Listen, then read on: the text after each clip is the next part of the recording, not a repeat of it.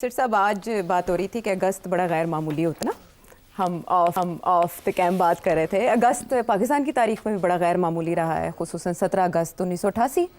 जब ज़ियाउल हक साहब का तैयारा हादसे का शिकार हुआ। अगस्त तब भी गैर मामूली था, बहुत ज़्यादा हैपनिंग्स हुई, फिर उसके बाद तख्ता ही पलटा गया सारा।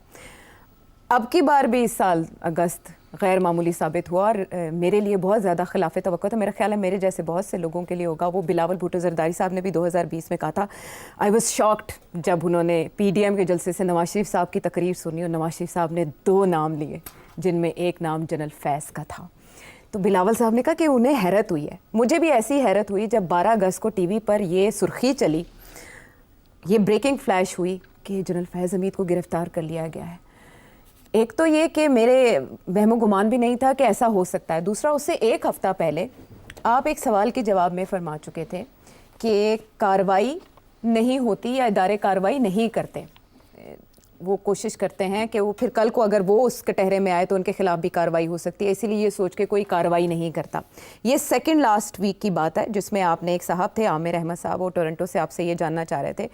कि जनरल ज़हीरुल इस्लाम, जनरल शुजा पाशा, जनरल फैज़ हमीद, इसी तरह उन्होंने जुडिशरी में नाम लिया, जस्टिस गुलजार का नाम लिया, जस्टिस बंदयाल का नाम लिया, साकिब निसार साहब का नाम लिया, आसिफ सईद खोसा साहब का नाम लिया, और उन्होंने कहा कि इन मजलूमों पर इल्ज़ामात लगते रहते हैं, इन्हें सफाई का मौका कब मिलेगा, इनके खिलाफ कोई कार्रवाई होगी। तो आपने कहा था कि ऐसा नहीं होगा,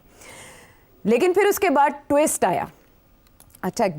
12 अगस्त को ये अरेस्ट होती है और 10 अगस्त को जो हमारा शो है उसमें आपने जाते जाते एक ऐसी फुलझड़ी कही, मेरा ख्याल है वो हम ज़रूर चलाएं कि आप क्या कहा जिस पर मैं पूछ कुछ नहीं सकी। जी, इस वक्त तो बैलेंस जो है गवर्नमेंट के ख़िलाफ़ जा रहा है जी, मगर हमारी जो चिड़िया की खबरें हैं वो ये है कि इस बैलेंस को तब्दील करने की कोशिश की जा रही है। इससे ज़्यादा बात मैं नहीं करूँगा। तो इसलिए मैं ये कहूँगा अपने साथियों को, दोस्तों को, व्यूअर्स को कि स्टे ट्यून्ड, बहुत कुछ होने जा रहा है अगले 2-3 महीने में। जागते रहना। सब ट्यून तो रहे, लेकिन ये अनएक्सपेक्टेड था बहुत ज़्यादा। क्या पहले से इस पे काम चल रहा था या यकदम फैसला हुआ? ये आप सही कह रही हैं कि पिछले हफ्ते से पिछले हफ्ते जब ये सवाल आया कि इनके खिलाफ कोई कार्रवाई होगी कि नहीं होगी, जिन लोगों के नाम लिए आपने, तो मेरा मौक़िफ़ ये था कि नहीं होगी। और तारीख़ में भी बड़े कम ओकेजन्स हैं जबकि कोई अकाउंटेबिलिटी हुई है, क्योंकि ये अपने लोगों को प्रोटेक्ट करते हैं, specially at the highest level. अच्छा, वो एक्चुअली 100% तो एक्यूरेट बात नहीं थी, मगर एज अ स्टेटमेंट टू से कि जी शायद इस दफ़ा ये जजेस के ख़िलाफ़ भी कुछ नहीं होगा, और जो फैज़ हमीद और जितने बाकी लोगों के जो नाम लिए हैं, जिनके ख़िलाफ़ बहुत सी एविडेंस है कि वो गड़बड़ करते रहे हैं, मगर उनके ख़िलाफ़ किसी किस्म की कार्रवाई नहीं हुई, और 2 आर्मी चीफ्स होके चले गए हैं। तो अब लगता ऐसे ही है कि नहीं होगा कुछ। तो ये तो मेरा मौक़िफ़ था on the basis of what I knew and जो तारीख़ में हमें सीखा।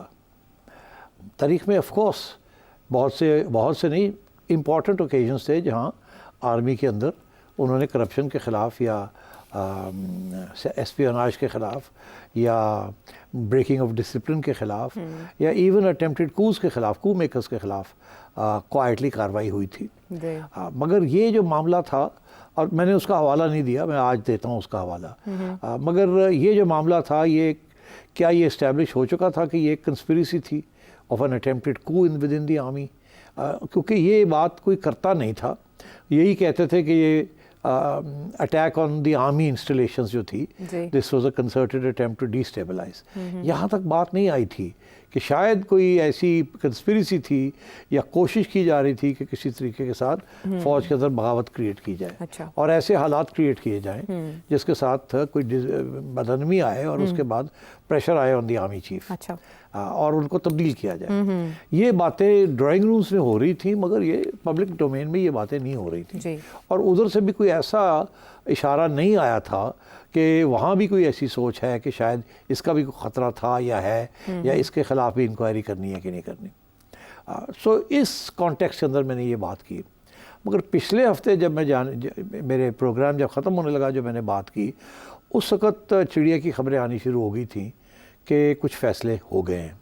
और वो फ़ैसले बड़े इनकलाबी किस्म के और रेडिकल फ़ैसले हैं, जिसके अंदर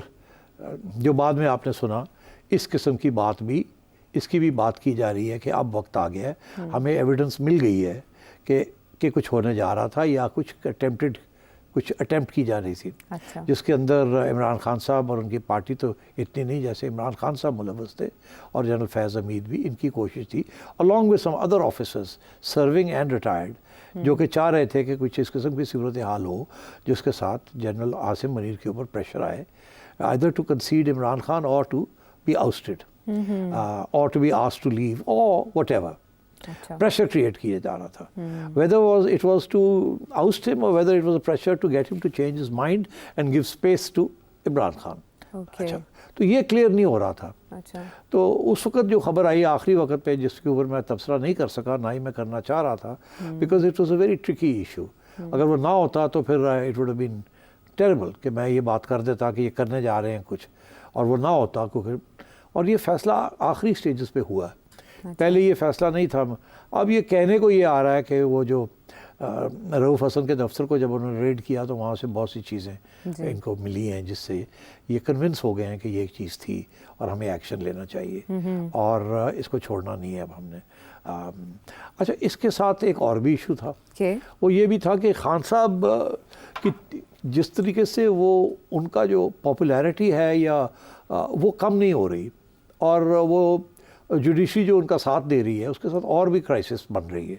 اور یہ آپ کو پتہ ہے میں کب سے کہہ رہا ہوں کہ جوڈیشری کی انسٹیٹیوشنل کلیشز آ رہی ہیں آگے اور وہ بڑی خطرناک ہوں گی. تو یہ ایسے لگتا تھا کہ گیم ہاتھ سے سلپ ہو رہی ہے. اسٹیبلشمنٹ کی گیم ہاتھ سے سلپ ہو رہی ہے اور ان کی پاپولیرٹی بھی کم نہیں ہو رہی وہ ضد بھی اپنی نہیں چھوڑ رہے اور ادھر سے میڈیا بھی جو ہے کچھ کھلے عام ان کے ساتھ ہے جو سوشل میڈیا ہے اور کچھ دبے لوگ ہیں جو ان کے ساتھ ہیں مگر ساتھ ہیں اور جو بیانیہ ہے وہ تبدیل نہیں ہو رہا in favor of the establishment and government and they are not able to control it. پھر یہ تھا کہ اس کو کنٹرول کرنے کے لیے اب وہ سوچ رہے ہیں کہ جناب سوشل میڈیا کے اوپر کنٹرولز کیے جائیں یہ جو پروپیگنڈا ہو رہا ہے اس کو ختم کیا جائے اس کو روکا جائے اور تو اس طرح یہ جا رہے ہیں. اس طرح نہیں سوچ رہے کہ اس کو اور کوئی طریقہ ہے کہ اس کو روکا جائے.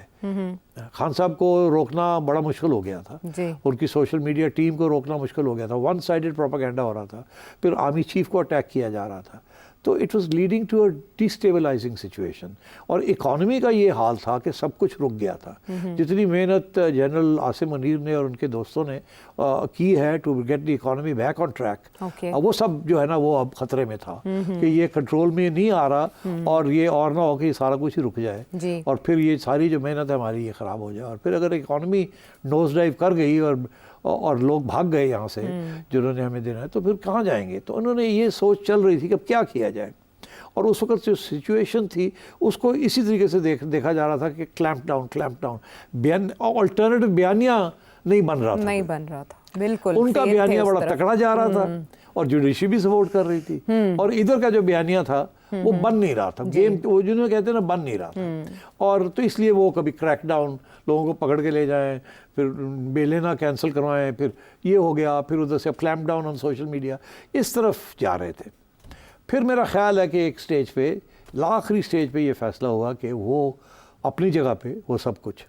مگر بیانیہ چینج کرنے کی بھی ضرورت ہے اور میرا خیال ہے جب ان کو تھوڑی بہت ایویڈنس ملی کہ یہ بیانیہ ایکچولی کچھ پیچھے کچھ اور بھی گیم تھی اور ایک نیا بیانیہ بھی بن سکتا ہے جس کے لیے اب ایویڈنس ہمیں مل رہی ہے تو میرا خیال ہے پھر انہوں نے یہ فیصلہ کیا کہ it's time to take action.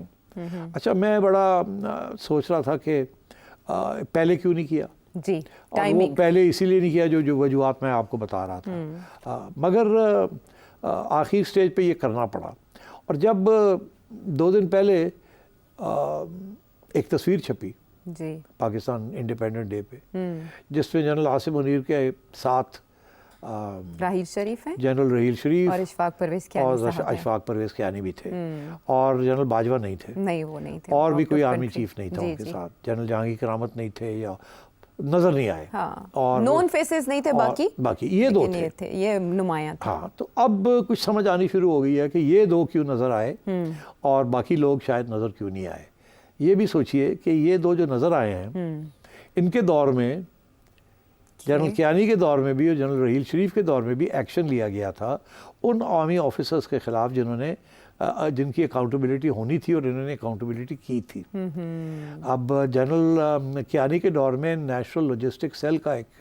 ایک کرپشن سکینڈل نکلا تھا, جی جی آپ کو یاد ہوگا, جی بالکل, کوئی 1.4 یا 1.5 بلین ڈالرز NLC کے جو غبن ہو گئے تھے یا لاس ہو گیا تھا. اس وقت بھی 2 generals major generals were involved, one was serving and one I think both were retired, but ان کو بھی ان کے خلاف بھی جنرل کیانی کے زمانے میں کارروائی ہوئی تھی. تو میرا خیال ہے ایک تو یہ وجہ تھی کہ جنرل کیانی کو بھی بلا لیا گیا, انوائٹ کر لیا گیا, کیونکہ ان کو بھی یاد دلایا ہوگا کہ آپ نے بھی کرپشن کے خلاف ایکشن لیا تھا اور یہاں بھی ہمیں نظر آ رہا ہے, تو آئی ول نیڈ سپورٹ آن دس. اسی طریقے کے ساتھ جنرل رحیل شریف کے زمانے میں بھی 6 آرمی آفیسرز کو ڈسمس کیا گیا تھا فار کرپٹ پریکٹسز. اور اسی لیے میں سمجھتا ہوں جنرل رحیل شریف بھی کو بھی ساتھ لے لیا گیا کہ یہ چیزیں ہوتی ہیں اور آپ نے بھی کیا تھا, میں بھی کرنے جا رہا ہوں. اور جو ساتھ الزام جو لگایا جنرل فیض کے اوپر وہ کرپشن کا بھی ہے نا, تو وہ آئی تھنک وہ بیس کو کور کرنے کے لیے انہوں نے جنرل کیانی کے زمانے میں جو ہوا